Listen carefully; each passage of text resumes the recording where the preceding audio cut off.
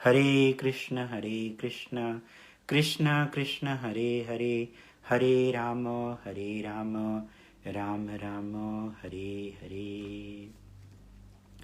ओम नमो भगवते वासुदेवाय। ओम नमो भगवते वासुदेवाय। ओम नमो भगवते वासुदेवाय। भगवद गीता अध्याय 15 पुरुषोत्तम योग, श्लोक संख्या 12 से 15 हम पढ़ेंगे। शुरू में 1 से 5 श्लोक हमने पढ़ा हुआ था कि कैसे ये भौतिक जगत जो है आध्यात्मिक जगत की परछाई है और एक बरगद के वृक्ष के जैसा है, जो कि तालाब या पानी के किनारे अगर है वो बरगद का वृक्ष, तो उसकी जड़ें ऊपर और शाखाएं नीचे की तरफ और पत्तियां फैली होती हैं।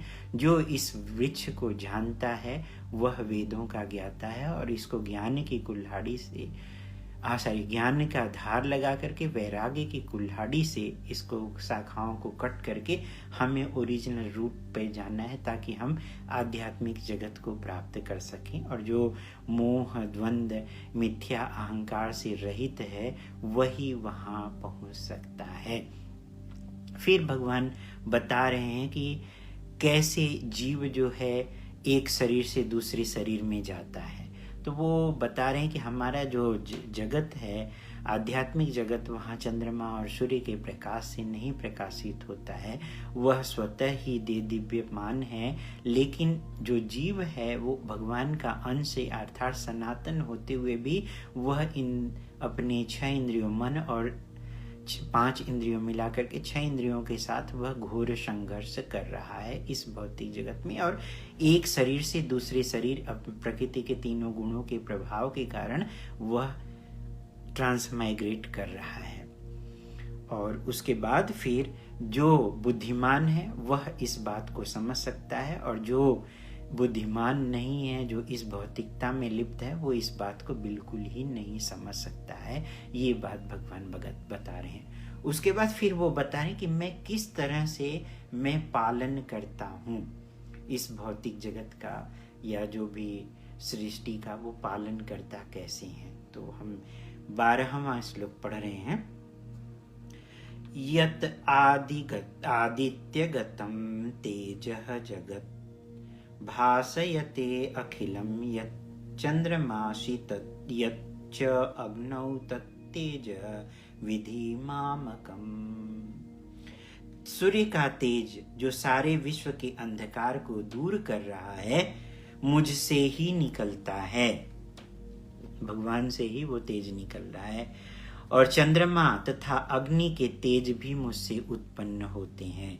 ये भगवान यहाँ पे बता रहे हैं कि जो कुछ भी घटित हो रहा है सभी के स्रोत तो वही हैं। और यहाँ भगवान बता रहे हैं कि ये जो सूर्य और चंद्र और अग्नि का जो प्रकाश है वो भगवान की ही शक्ति से निकल रहा है, उनसे ही आ रहा है। ये बात जो है हमें इसलिए बता रहे हैं भगवान, ताकि हम उसको समझ करके भगवान की पूजा करके हम वापस जन्म मृत्यु से छुटकारा प्राप्त करके हम जो है अपने शाश्वत धाम को, भगवत धाम को, भगवान के पास जा सकें जो है।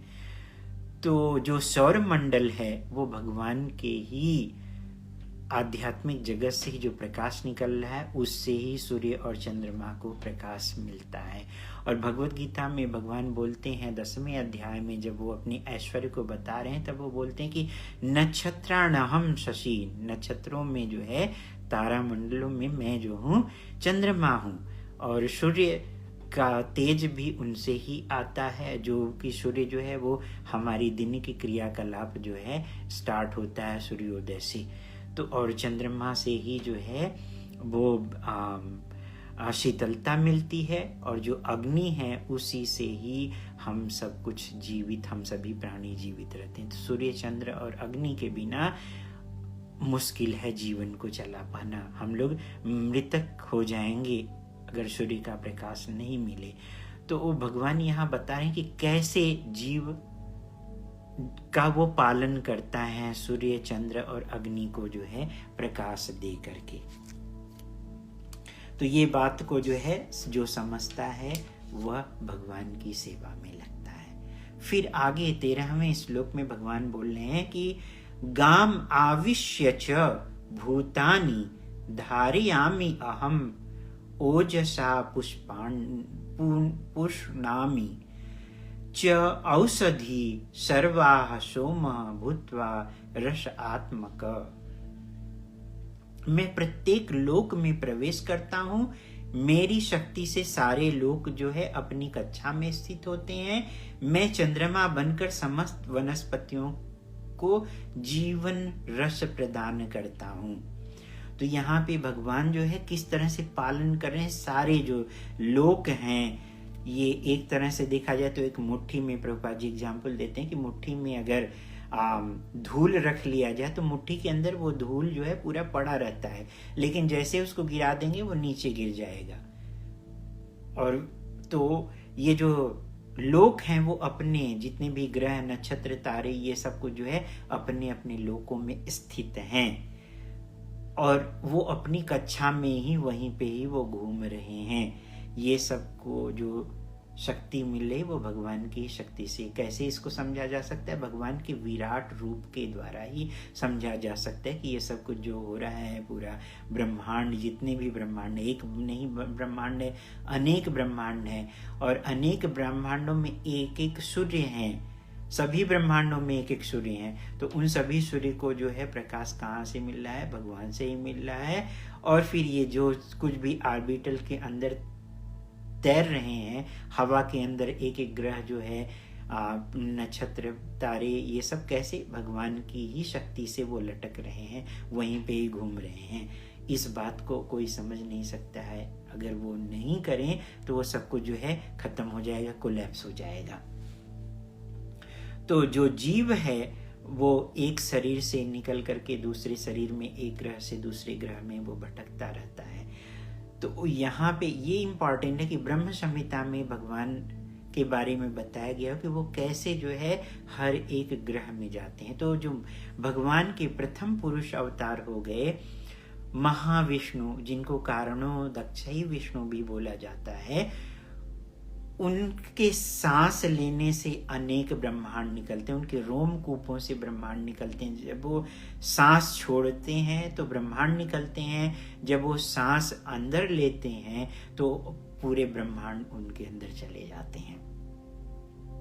तो हर एक ब्रह्मांड में एक विष्णु जाते हैं, जिनको गर्भोदक्षाई विष्णु बोलते हैं। और फिर हर एक ब्रह्मांड में एक एक अणु और परमाणु जीव के अंदर जो जाते हैं विष्णु, उनको परमात्मा बोला जाता है, अर्थात शिरोदक्षई विष्णु।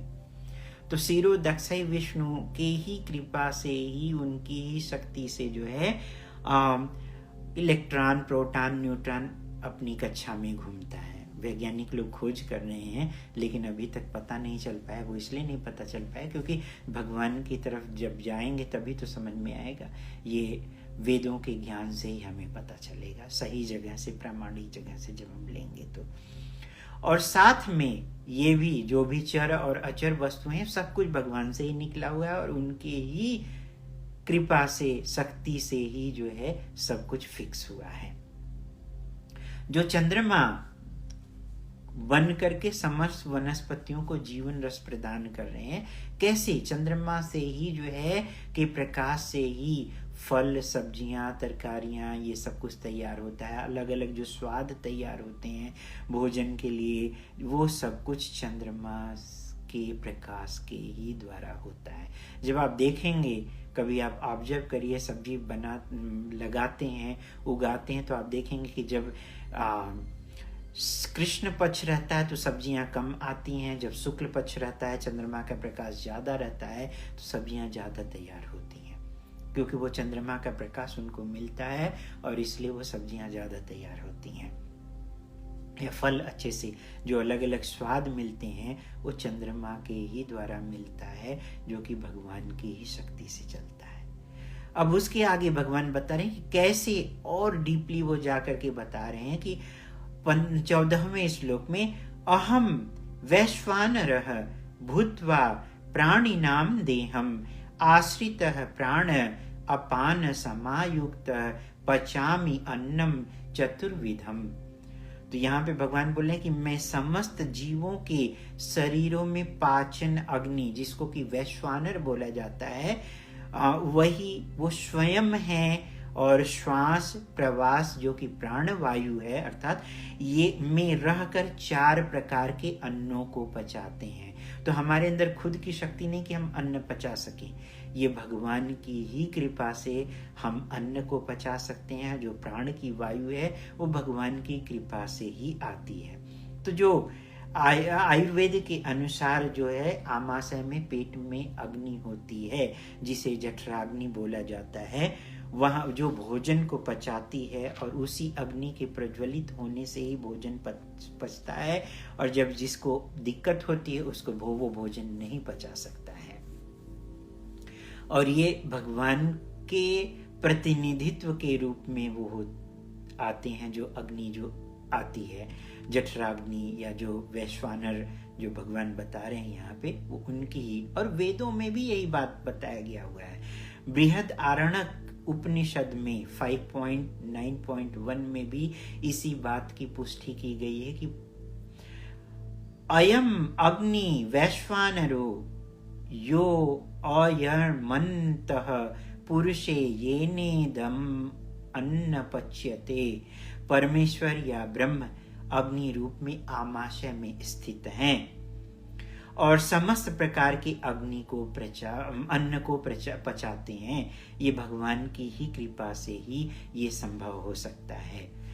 और भगवान की अगर सहायता नहीं करें तो हम कुछ भी खा नहीं सकते, हम जीवित भी नहीं रह सकते हैं। ये हमारे लिए ऑलमोस्ट इम्पॉसिबल हो जाएगा और हम मृत्यु को, यही बात जो है वेदांत सूत्र में भी बताया गया 1.2.27 में, शब्दादिभ्यो अंतः प्रतिष्ठानाच, अर्थात भगवान शब्द के भीतर, शरीर के भीतर, वायु के भीतर, यहाँ तक कि पाचन शक्ति के रूप में आमाशय में भी उपस्थित हैं। और जो 4 प्रकार के अन्न होते हैं, जो कि कुछ पीने वाले भोजन जिसको पेय बोला जाता है, चबाने वाले भोजन जिसको भोज्य बोला जाता है, चाटने वाले भोजन जिसको लेह बोला जाता है, और उसके साथ साथ चूसने वाले भोजन जिसको कि चोष्य बोला जाता है। ये चारों प्रकार के अन्नों को जो है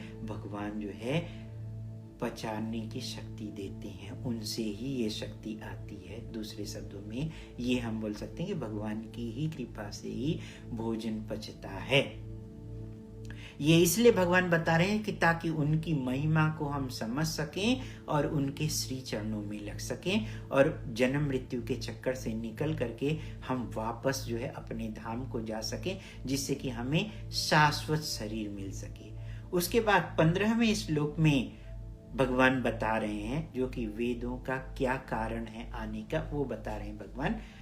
सर्वं सर्वस्य च अहं हृदि सन्निविष्ट मत्तः स्मृति ज्ञानम अपोहनम च वेदै च सर्वै अहम एव वेदः वेदांतकृत वेदवित एव च अहम। मैं प्रत्येक जीव के भी हृदय में आसीन हूँ। जैसा कि हमने बताया कि भगवान जो है परमात्मा के रूप में सभी के हृदय में मौजूद हैं, उनको ही चेत गुरु भी बोला जाता है। इस रूप में वो उपस्थित हैं और उनसे ही स्मृति, ज्ञान तथा विस्मृति, जो भूलने का, याद करने की और जो ज्ञान है वो भगवान से ही मिलता है, उनकी ही शक्ति से मिलता है।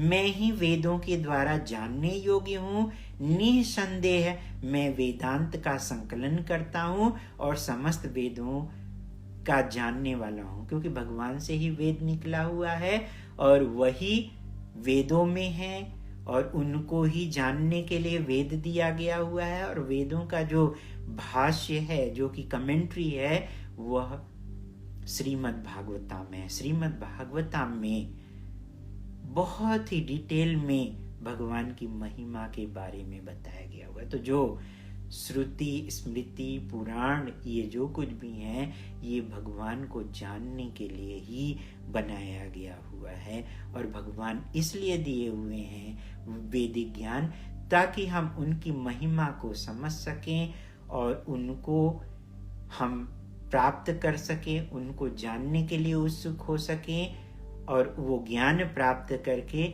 हम उनको प्राप्त कर सकें, उनके निवास में, उनके धाम में जा कर के उनकी सेवा कर सकें। इसलिए वेद दिया गया हुआ है। तो जो वेदों का जो निचोड़ है वो ये कि भगवान ही, कृष्ण ही जो है परम पुरुष हैं, भगवान हैं, और फिर उनको ही हमें जानना है। और जीव को कृष्ण को ही समझने की आवश्यकता है। श्री प्रभुपाद जी यहाँ पे बता रहे हैं कि एक योगे यो असौ सर्वे वेदै ऋगीयते, चारों वेदों, वेदांत सूत्र और उपनिषदों और पुराणों, समस्त सारे वैदिक साहित्य में परमेश्वर की कीर्ति का ज्ञान किया गया हुआ है। वेदांत सूत्र में भी, जो कि 1.4 में भी यही बात बताई गई हुई है, इसी बात की पुष्टि की हुई है। तत्तु समन्वयात मनुष्य 3 अवस्थाओं में सिद्धि प्राप्त कर सकता है, और उसका जो लक्ष्य होना चाहिए, अंतिम लक्ष्य होना चाहिए, जिसके लिए ये मनुष्य जीवन मिला हुआ है, वह है श्री भगवान की प्राप्ति। उनको ही जानने के लिए भगवान स्वयं जो है वेदों को दिए हैं, स्वयं प्रकट भी होते हैं, हमारे लिए ये भगवत गीता भी देते हैं, उसका ज्ञान भी दिए हैं। वो आकर के अर्जुन को तो उन्होंने दिया, ये हमारे लिए दिया, ताकि हम इस ज्ञान को समझ करके हम उनको प्राप्त कर सकें।